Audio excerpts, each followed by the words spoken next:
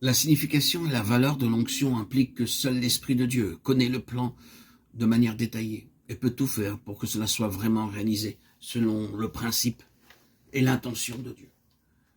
Je dis que seul l'Esprit de Dieu possède cela. C'est une merveilleuse chose de découvrir que lorsque vous considérez la plus simple et la plus élémentaire expression de la projection des pensées divines dans la parole de Dieu, tout se soumet à un principe et que cela se développe plus tard dans une plus grande plénitude, mais toujours conformément à ce principe de base. C'est simplement merveilleux. Dieu maintient l'authenticité d'une chose par le principe qui la gouverne.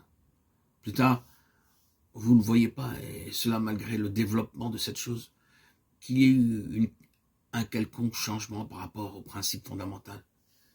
Le principe demeure, et vous ne pouvez pas l'ignorer. Lorsque vous considérez son développement dans la parole de Dieu, vous découvrez que cela est conforme au principe originel. Dieu a tout soumis à ses principes établis, et il n'en dévie pas d'un seul iota. Ses lois sont là, et elles sont immuables. C'est l'Esprit Saint, seul, qui connaît tout cela. Il connaît les lois et les principes, tout ce qui, de manière spirituelle, gouverne le dessein de Dieu. Et lui seul en connaît le plan et les détails, et peut tout authentifier en accord avec ses principes et ses lois. Tout doit donc être vrai par rapport à eux.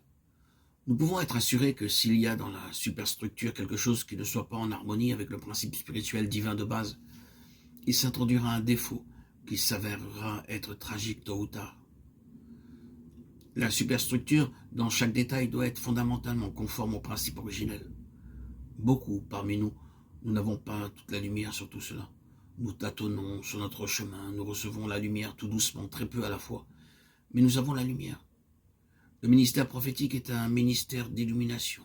Et c'est ce qui, dépendant de l'onction, replace les choses dans une position d'absolue sécurité, authentique par rapport au principe divin qui la régit. L'onction est nécessaire tout d'abord parce que seul l'Esprit de Dieu connaît toute la pensée de Dieu. Et lui seul peut parler et agir en introduisant les choses qui sont vraies, conformes avec les principes divins qui les gouvernent. Et tout ce qui procède de Dieu doit faire corps avec ces principes. Le principe de l'Église qui gouverne l'Église, c'est ce caractère céleste. Ce n'est pas un concept terrestre. Elle est liée à Christ dans le ciel. L'Église n'a pas été manifestée avant que Christ ne soit dans le ciel. Ce qui signifie que l'Église doit agir, Christ étant dans le ciel sur une base céleste et spirituelle. Elle doit délaisser le domaine terrestre, être réellement céleste, spirituelle. Quoique ici-bas, mais en relation avec Christ dans le ciel. C'est une loi divine, un principe qui est tellement clair dans le Nouveau Testament. C'est à partir de ce principe de base que l'Église, dans les actes, progresse de manière manifeste. Cependant, ce n'est pas quelque chose de nouveau et qui serait apparu avec le Nouveau Testament. Dieu a introduit cette loi dans tout ce qui se réfère de manière prophétique à l'Église et à Christ. Dieu a introduit cette loi dans tout ce qui se réfère de manière prophétique à l'Église et à Christ. Il ne fut pas permis à Isaac de quitter le pays et de partir ailleurs pour chercher son épouse. Il devait y demeurer, et le serviteur devait être envoyé pour conduire l'épouse là où il était. Nous avons ici une loi. Christ est dans le ciel. L'Esprit est envoyé pour introduire l'Église là où il est.